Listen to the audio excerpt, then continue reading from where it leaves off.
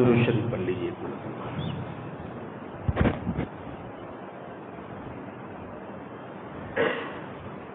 اللهم صل على سيدنا ونبينا مولانا محمد وعلى آل سيدنا ونبينا مولانا محمد وبارك وسلم. الحمد لله وحده والصلاة والسلام على من لا نبي بعده لا نبي بعده ولا نبوة بعده ولا رسول بعده ولا رسالة بعده. أما بعد فأعوذ بالله من الشيطان الرجيم. بسم الله الرحمن الرحيم. قل هل يستوي الذين يعلمون والذين لا يعلمون. وقال الله تبارك وتعالى يا أيها الذين آمنوا قوا أنفسكم وأهليكم نارا. وقال النبي صلى الله عليه وسلم طلب العلم فريضة على كل مسلم ومسلمة. وقال أيضا من سلك طريقا يلتمس فيه علما سهل الله له طريقا إلى الجنة او کما قال النبی صلی اللہ علیہ وسلم. معزز بزرگ اور بھائیوں،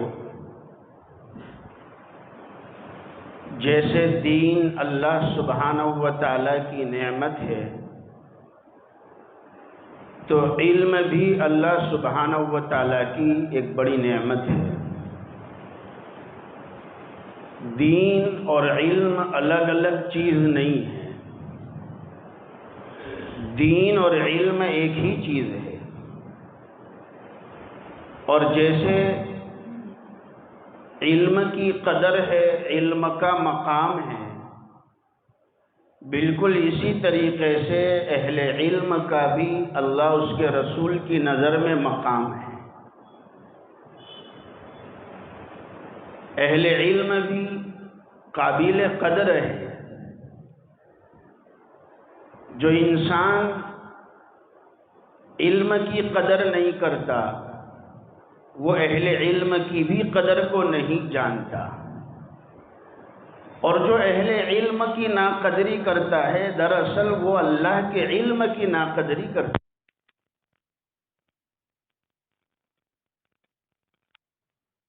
جو بات ہو رہی ہے یہ اللہ کے علم کی بات ہے، اللہ کے نور کی بات ہے. اس لیے کہ علم ایک روشنی ہے، علم ایک نور ہے جو ہمیں گمراہیوں سے بچاتا ہے. علم ایک نور ہے جو ہمیں اللہ کی ناراضگی سے بچاتا ہے، اللہ کی رضامندی کے کام کروانے کی ترغیب دیتا ہے. بہت سارے فضائل علم اور اہل علم کے متعلق بارہا سنتے ہیں. ایک دو باتیں بتلا کر میں کچھ قوم سے درخواست کرنا چاہتا ہوں آپ سے، اور جہاں تک ہماری آواز پہنچتی ہے وہاں. سب سے پہلے تو یہ سمجھیے کہ آپ صلی اللہ علیہ وسلم نے اہل علم کے بارے میں کیا فرمایا ہے، قرآن کریم نے کیا فرمایا ہے، احادیث نبوی میں کیا فرمایا ہے.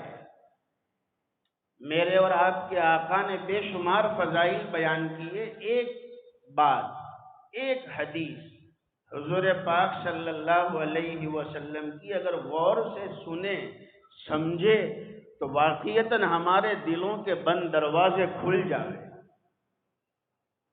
آقا نے فرمایا العلماء ورثۃ الانبیاء. سنن ترمذی شریف کی یہ حدیث ہے. آپ صلی اللہ علیہ وسلم فرماتے ہیں اے لوگو، علماء تو نبیوں کے وارث ہیں.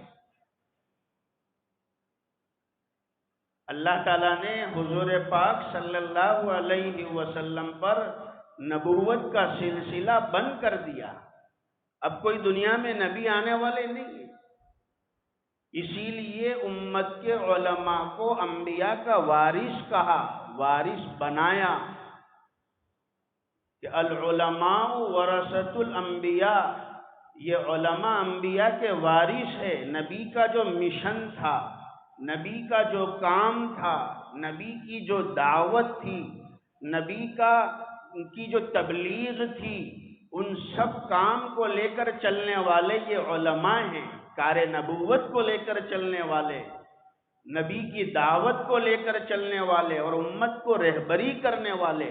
اور یہ نہیں کہ کسی ایک دور میں جب سے نبی کریم صلی اللہ علیہ وسلم دنیا سے پردہ فرما گئے، جب سے میرے اور آپ کے آقا قبر شریف میں دفن کر دیے گئے، تب سے لے کر آج تک ہر دور میں ہمارے اکابر نے، ہمارے علماء نے دین کی خاطر، اور یہ صحیح دین امت کے آخری فرد تک پہنچے، اس کے خاطر بے مثال قربانیاں دی، بے حساب قربانیاں دی.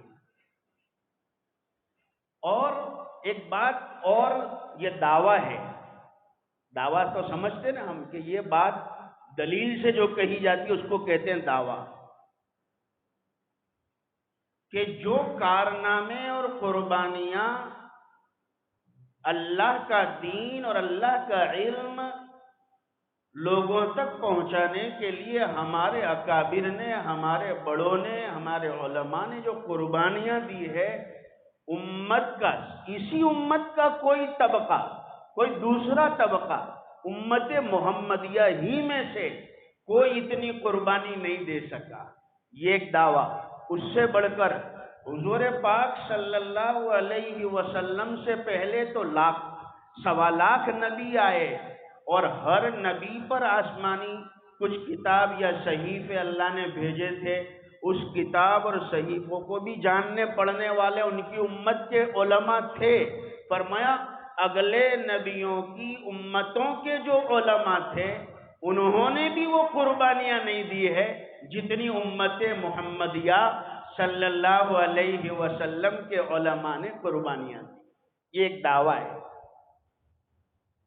اب اس پر بہت کچھ باتیں کہی جا سکتی ہے، مگر مجھے 2-3 ضروری باتیں عرض کرنی ہیں. ایک بات تو یہ سمجھے، یہ تو فضیلت ہو گئی کہ علماء انبیاء کے وارث ہے، اور ہم اور آپ جانتے ہیں. آپ ٹھنڈے دل سے ہم سوچ کر فیصلہ کریں کہ اگر ایک باپ کے 2 بیٹے ہیں، ایک باپ کے 2 بیٹے ہیں، ایک بیٹا باپ کا فرما بردار ہے اور دوسرا بیٹا باپ کا نافرمان ہے، باپ کے نقش قدم پر نہیں ہے، اس کے عمل کچھ الگ ہے. مگر جب باپ کا انتقال ہوتا ہے تو باپ کی وراثت میں، باپ کی ملکت میں دونوں کو حصہ ملے گا. کوئی دنیا کا قانون ایسا نہیں ہے جو یہ کہے کہ ایک فرما بردار کو تو حصہ ملے گا اور دوسرا چونکہ نافرمان تھا، باپ اس سے ناراض تھا، یا یہ باپ کے نقش قدم پر نہیں تھا، مگر اس وجہ سے اس کو حصہ نہیں دیا جائے گا. کوئی ایسا قانون نہیں ہے جو یہ بتائے. انبیاء کی وراثت جو علماء کو ملی، تو علماء فرمایا کہ کل اعتبار سے نبی کے علم کے وارث ہے. اب عمل کے اعتبار سے کچھ اونچ نیچ ہو سکتی ہے. جیسے نافرمان بیٹا اپنے سگے باپ کی ملکت کا وارث بنتا ہے، ایسے ہر عالم اللہ کے نبی صلی اللہ علیہ وسلم کے علم کا وارث ہے. چاہے وہ اپنے مقام کو صحیح سمجھ رہا ہو، یعنی اس کی نظر میں خود، اس عالم کی نظر میں خود اس مقام کا مرتبہ ہو یا نہ ہو، وہ الگ بات ہے. ایک بات یہ. دوسری بات جو عرض کرنی ہے وہ یہ ہے، جو میں نے شروع کیا تھا کہ دین اور علم ایک چیز ہے، الگ نہیں ہے. یاد رکھیں، ایسا نہیں کہ علم الگ چیز ہے، یعنی علم سیکھنا سکھانا الگ چیز ہے اور دین کی محنت کرنا یہ الگ چیز ہے. دین اور علم الگ نہیں ہے. کیوں؟ اس لیے کہ دین کا جنکشن بھی قرآن اور حدیث ہے. بھائی دین کس کو کہتے؟ کون سی کتاب میں سے نکلا ہے دین؟ قرآن اور حدیث کے علاوہ کوئی دین ہو سکتا ہے؟ کوئی کسی اور آدمی کی لکھی ہوئی کتاب میں سے دین نکلا ہے؟ نہیں. قرآن اور حدیث اس کا جنکشن ہے، مین پوائنٹ ہے. جیسے دین کا مرکز قرآن اور حدیث ہے، علم سیکھنے کا مرکز بھی قرآن اور حدیث ہے. مدرسوں میں کیا پڑھایا جاتا ہے؟ علماء کیا کام کرتے ہیں؟ یہ حافظ قرآن جو بچوں کو حافظ بناتے ہیں، اور جو بچے حافظ ہوتے ہیں وہ کیا کرتے ہیں؟ اللہ کے کلام کے الفاظ کو سینے میں محفوظ کرتے ہیں. جو قاری قرآن مدرسے میں بچوں کو قرآن سکھاتے ہیں، اور جو بچے اپنے استاد سے قرآن سیکھتے ہیں، وہ کیا کرتے ہیں؟ فرمایا کہ وہ اللہ کے کلام کے الفاظ کو صحیح پڑھنے کا اسٹائل اور طریقہ محفوظ کرتے ہیں. جو علماء مدرسوں میں مکتبوں میں قرآن کریم کا ترجمہ پڑھاتے ہیں، اور جو بچے قرآن کریم کا میننگ، مفہوم، معنی، ترجمہ، تفسیر وہ سیکھتے پڑھتے ہیں، وہ اللہ کے کلام کے مقاصد کو محفوظ کرتے ہیں، اور پھر وہ سیکھ کر امت تک پہنچاتے ہیں. گویا علم سیکھنے والا وہ دین سیکھنے والا ہے، علم سکھانے والا وہ دین سکھانے والا ہے، علم پھیلانے والا وہ دین پھیلانے والا ہے، علم کی اشاعت کرنے والا وہ دین کی اشاعت کرنے والا ہے، علم کی تبلیغ کرنے والا وہ دین کی تبلیغ کرنے والا ہے. یہ تو ہم اپنے دماغوں سے الگ الگ کر لیتے، اور بہت سے لوگ یہ سمجھتے علماء کیا کرتے؟ مدرسہ پڑھاتے ہیں. کیا کرتے؟ کون سا دین کا کام کرتے؟ مدرسہ پڑھاتے، اور اس میں تو بعضے اتنا احسان جتلاتے ہیں کہ تنخواہ لے کر پڑھاتے، اس میں کون سی خدمت کرتے؟ ارے میرے بھائیو تھوڑا سوچو تو صحیح. اگر یہ علماء تنخواہ انہیں دینا بند کر دیا جائے، اب تو وہ ایمان کا لیول نہیں ہے جو ہمارے بڑوں کا تھا. ہمارے بڑوں نے بغیر تنخواہوں پر دین کا کام کیا ہے. ایسا بھی زمانہ ہے، مگر آج کا ٹائم الگ ہے. اگر آج ہم یہ کہتے ہیں کہ تنخواہ لے کر پڑھا رہے ہیں، تنخواہ لے کر امامت کر رہے ہیں، تنخواہ لے کر مدرسہ چلا رہے ہیں، تنخواہ لے کر بیان کر رہے ہیں، اگر ہمارا یہ سوچنا ہے میرے بھائی اور بزرگوں، اور تنخواہ بھی کون سی جو ہم سمجھتے ہیں، ہم سب کو معلوم ہے. اللہ تعالیٰ علماء کی تنخواہوں میں خوب برکت دے. آمین بولیے. انشاءاللہ کوئی خرچہ نہیں ہوگا. آمین. اللہ تعالیٰ آپ کو خوب دے، نوازے کہ آپ اپنے مسجدوں کے امام، مدرسے کے مدرسین، مؤذنین، ان کا خیال رکھے. اللہ اتنا دے آپ کو، اور علماء کو بھی اللہ اتنا دے کہ اللہ تعالیٰ ایسی کوئی نوبت نہ لائے کہ کسی کے سامنے ہاتھ پھیلانا پڑے. اللہ ایسا موقع نہ لائے کسی کے سامنے ہاتھ پھیلانا پڑے. میں یہ عرض کر رہا تھا، تنخواہ بھی وہ ہمارے استاد کہتے تھے تنخواہ بھی منخواہ ہونی چاہیے. یعنی تنخواہ بھی تو ایسی ہو کہ دل کو ذرا بھاوے، اچھی لگے. وہ کیا تنخواہ ہوئی جس میں ہماری ضرورتیں ہی پوری نہیں ہو رہی ہے، پیٹرول کا ہی خرچہ نہ نکلے، وہ کیا تنخواہ ہوئی؟ مگر اتنی تنخواہ میں اگر آپ کے علماء پڑھاتے ہیں، مدرسوں میں پڑھاتے ہیں، مسجدوں میں امامت کرتے ہیں، تو فرمایا کہ اس کو آپ دماغ میں نہ لائے کہ تنخواہ لے کر خدمت کرنا یہ دین کا کام نہیں ہے. ہم میں ایسے علماء ہیں، آج آپ کے حلقے میں یا پہچان میں بہت سے ایسے ہوں گے، اللہ نے ایسی صلاحیت دی ہے، اگر وہ نمازیں مسجدوں میں پڑھانا چھوڑ دے، مدرسوں میں بچوں کو دین سکھانا، قرآن سکھانا چھوڑ دے، اگر وہ جمعہ میں بیان کرنا چھوڑ دے، ایسی اللہ نے صلاحیت دی ہے الحمدللہ کہ اگر کسی دنیا کے کسی کاروبار میں ہاتھ ڈالے تو جتنی تنخواہ یہ پورا مل کر جو ملتی ہے اس سے کئی گنا زیادہ کما سکتے ہیں. پھر ہمیں کہاں ملیں گے نماز پڑھانے والے؟ کہاں ملیں گے بچوں کو پڑھانے والے؟ کہاں ملیں گے امت کو قرآن اور حدیث سکھانے والے، سمجھانے والے؟ تو یہ سمجھنا کہ تنخواہ لے کر پڑھا رہے لہذا کوئی دین کا کام یہ نہیں کر رہے، یہ تھوڑا اس کی طرف سوچنے کی ضرورت ہے۔ اور بھی بہت کچھ کہنا ہے، مگر ایک دو مثال اور واقعات سنانا چاہتا ہوں۔ ہمارے بڑوں نے، اللہ کرے کہ مجھ جیسے نالائق کو اللہ تعالیٰ ایسی اس کا 10واں حصہ بھی اور 20واں حصہ بھی اللہ دے دے، جو ہمارے بڑوں نے قربانیاں دی۔ کیسی قربانی؟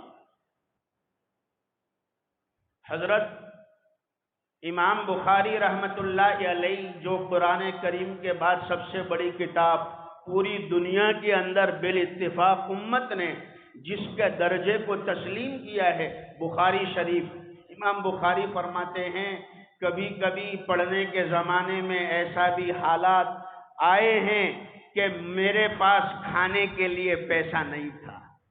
ایسے بھی حالات تھے، پاس میں پیسہ نہیں تھا، کھانا نہیں تھا۔ آج تو الحمدللہ مدرسوں میں بڑے جو ہے دعوتیں ہوتی ہے اور ماشاءاللہ اللہ کے بندے کھلانے والے آج تو بہت پڑے۔ فرمایا امام بخاری کہتے ہیں کھانا نہیں تھا، بھوکا رہتا۔ کبھی تو ایسا بھی زمانہ آیا کھانا نہیں ملا، میں نے گھاس اور درخت کے پتے بھی چبائے مگر میں نے علم حاصل کرنا نہیں چھوڑا، میں اس میں لگا رہا۔ امام محمد رحمت اللہ علیہ سے کسی نے پوچھا پوری رات جاگتے ہو حضرت، سوتے نہیں ہو؟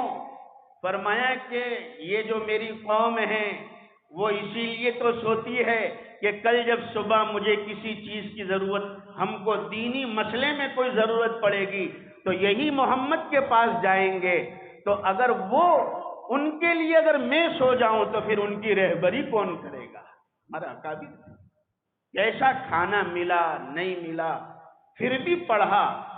جب میں یہ بات کہتا ہوں مجھے خود اپنے طالب علم کا زمانہ یاد آتا ہے، جس کا باپ ملکوں کا سفر کرتا تھا، اس کا بچہ مدرسے کے اندر دال روٹی کھاتا تھا۔ سہارنپور کے اندر دال روٹی ملتی تھی، دال اور روٹی، اور مدرسوں کی دال تو کیا بتاؤں آپ کو۔ ایک طالب علم نے مدرسے کی دال کا تعارف کراتے ہوئے ایک دیوار پر لکھ دیا تھا مسئلہ کہ ہمارے مدرسے کی دال سے وضو کرنا جائز ہے۔ ہمارے مدرسے کی دال سے وضو کرنا ہے، کیونکہ وضو پانی سے ہوتا ہے اور ہماری دال بھی چونکہ پانی ہی کی طرح ہے، اس لیے ہماری دال سے اگر کوئی وضو کر لے گا تو اس کا وضو ہو جائے گا۔ میں نے اپنے والد صاحب کو خط لکھا سہارنپور سے، فون کا تو نہیں تھا، خط کے ذریعے سے بات ہوتی تھی، تو والد صاحب کو میں نے خط لکھا اور کہا ابا یہاں تو روزانہ دال ملتی ہے اور روٹی، دال اور روٹی۔ والد صاحب باپ ہو تو ایسا ہو، آج وہ ابا کے لکھے ہوئے حروف دل پر نقش ہے اور آنکھوں میں گھومتے ہیں۔ باپ ہو تو ایسا ہو، آج اگر مدرسے میں ہمارے بچے کو ڈانٹ دیا جائے، ابھی تو گھر میں قدم رکھتے ہی باپ کا فون آتا ہے، مولانا کتنی مرتبہ کہا میرے بیٹے کو آپ کو ڈانٹنے کا نہیں۔ ٹھیک ہے بھائی نہیں ڈانٹیں گے، ٹھیک ہے بھائی نہیں ڈانٹیں گے، ہاتھ جوڑتے ہیں۔ ہم نے ہمارے استادوں سے علم حاصل کرنا اور علم پھیلانا سیکھا ہے، ہم پھیلائیں گے، تمہاری کڑوی سنیں گے اور پھیلائیں گے۔ کوئی بات نہیں بیٹا، تجھے نہیں ڈانٹیں گے۔ میرے باپ کو میں نے لکھا ابا یہاں دال روٹی ملتی ہے، میرا مقصد یہ تھا ابا تھوڑے پیسے آپ بھیجو تو میں تھوڑا باہر سے کوئی کباب وغیرہ، سہارنپور میں کباب بڑے مشہور تھے، روٹی میں کھا لوں گا۔ تو باپ نے لکھا جس ماں باپ کی تربیت یہ ہوتی ہے ان کے بچے پڑھتے ہیں اور 20 سال منبر پر بیٹھ کر اللہ کا دین سکھا سکتے ہیں، اور جس ماں باپ کی تربیت نہیں ہوتی ان کے بچوں سے اللہ دین کا کام نہیں لیتا ہے۔ بیٹا پڑھ لے، تیرا باپ بھی یہی دال کھا کر پڑا ہے، تیرا باپ بھی یہی دال کھا کر پڑا ہے۔ آج بھی وہ نقش ہے دل پر وہ تصویر جمی ہوئی ہے کہ پڑھ لے، تیرا باپ بھی یہی دال کھا کر پڑا ہے۔ یہاں دارالعلوم میں تھا، ہمارے دارالعلوم کے پیچھے جو کمپاؤنڈ وال ہے اس کے اندر ایک ہول تھا، سوراخ تھا، اور اس سوراخ میں سے میرا گھر سامنے دکھتا تھا۔ میں کئی منٹ، گھنٹے تو نہیں کہہ سکتا، کئی منٹ اس سوراخ میں جو ہے ہاتھ یوں کر کے آنکھوں سے اپنے گھر کو دیکھتا تھا۔ رات کے وقت میں گھر سامنے ہے اور بھوک لگی ہوئی ہے، کھانا نہیں ہے۔ مدرسے میں عصر کے بعد کھانا ہو گیا، اب عشاء کا بعد بھائی بچپنا یعنی جوانی کی ابتدا، آدمی کو بھوک لگتی ہے، اس کی خوراک ہوتی ہے۔ اس سوراخ میں سے دیکھتا تھا میرا ابا کھا رہے ہوں گے، میری اماں کھا رہی ہوگی، چھوٹے بھائی آرام سے باپ کے ساتھ بیٹھ کر کھا رہے ہوں، اور میں یہاں مدرسے میں بھوکا ہوں۔ پارلے بسکٹ پانی میں بھگو کر ہم کھاتے تھے۔ میرے بھائی اور بزرگوں، میں یہ عرض کرنا چاہتا ہوں، یہ کوئی قربانی نہیں ہے، مگر اتنا سمجھیے کہ ہم اس کو اتنا حقیر بھی تو نہ سمجھے کہ مدرسے میں جو ہے کھا پی کر بڑھ لیتے ہیں اور پل لیتے ہیں، اور یہ صرف مدرسہ پڑھا کر سو جاتے ہیں۔ نہیں میرے بھائیوں، اگر ناقدری کرو گے نہ علم کا نقصان ہوگا، نہ علماء کا نقصان ہوگا، نقصان تمہارا اور تمہاری اولاد کا ہوگا۔ جو اپنے علماء کی ناقدری کرتا ہے، اللہ اس کے خاندان میں دیکھ لیجئے، اللہ تعالیٰ اس کے خاندان کے اندر دکھاتا ہے۔ اللہ تعالیٰ ہم سب کی حفاظت فرمائے۔ آپ تو اہل علم سے محبت کرنے والے ہیں، ہم یہ اتنا جذبہ رکھے، اگر ہم سے محبت نہ ہو سکے کم سے کم اتنا تو ہو کہ بغض تو نہ رکھے، دل میں بغض تو نہ رکھے۔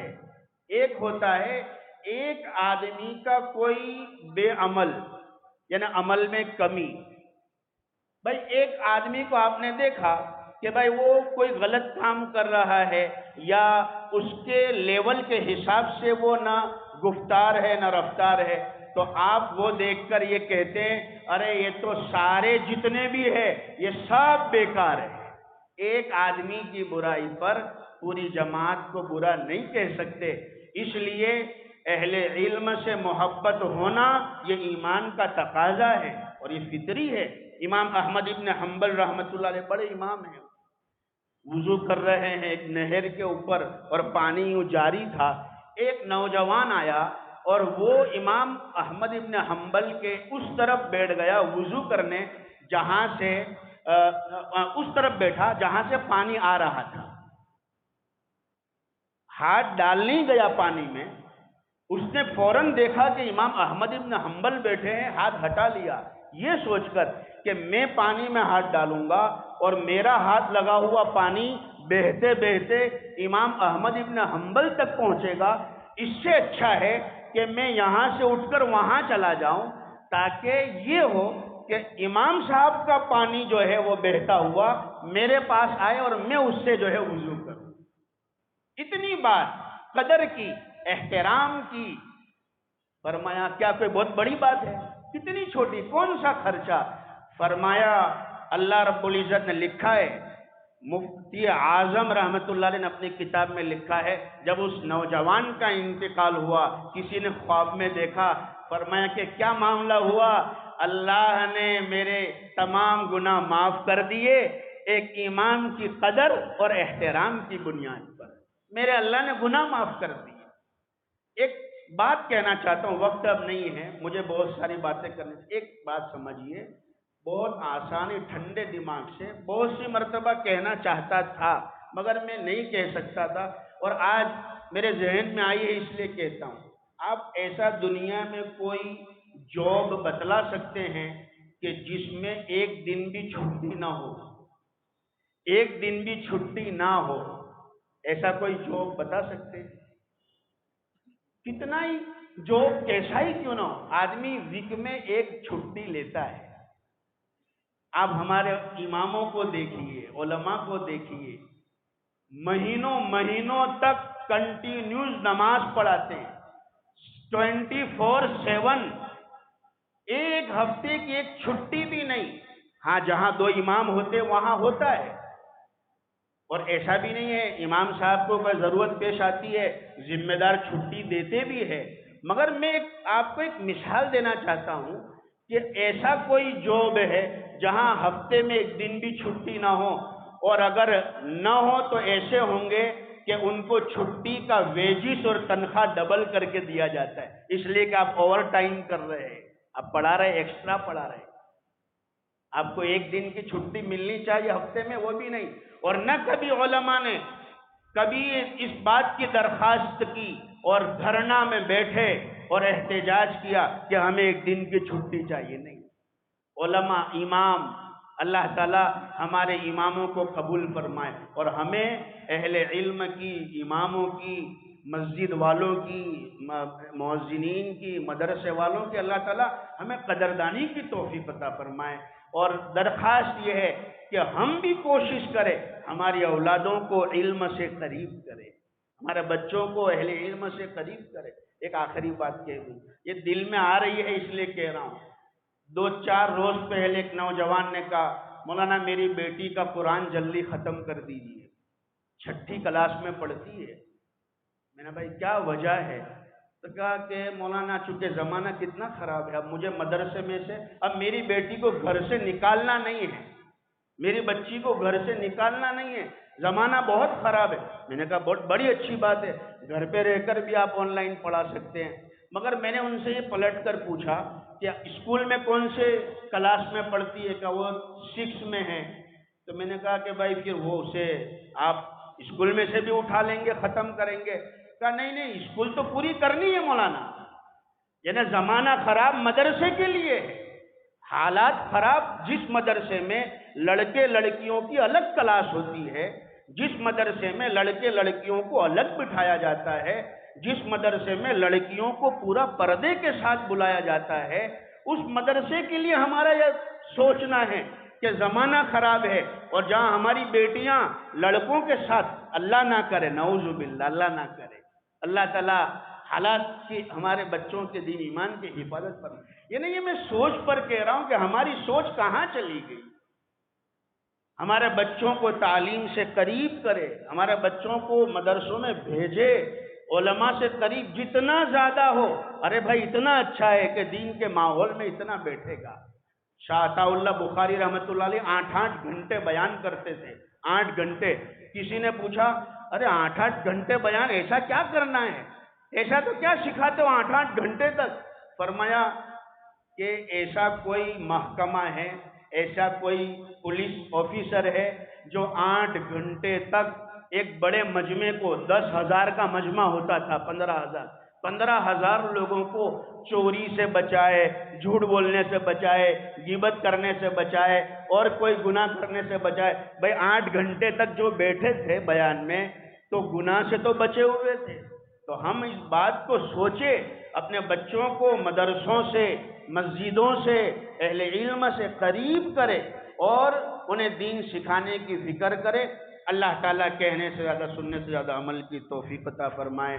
ایک اعلان یہ ہے کہ مدرسے کے چندوں کے سلسلے میں ایک مولانا جو ہمارے ساتھی ہے اور پالج بھروچ میں رہتے ہیں، وہ آئے ہیں، تو بھوپال میں مدرسہ چلاتے ہیں. ہمارے بروڈا شہر کے بھی کچھ احباب اس کے ذمہ دار ہیں بھوپال میں، جہاں آخری جو ہے تعلیم چلتی ہے آخری درجے تک.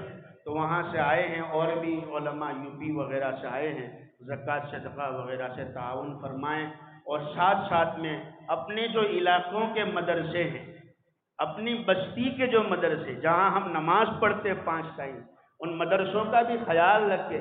اپنے پاک کمائی میں سے مدرسوں میں، مسجد میں کچھ متعین کرے کہ بھائی میں اپنی تنخواہ میں سے مسجد میں ہر مہینے اتنے دوں گا، مدرسے میں اتنے دوں گا. ہماری تنخواہوں یعنی ہمارے ہی تعاونوں کی برکت سے اللہ تعالیٰ یہ دین کے کام کو چلاتا ہے.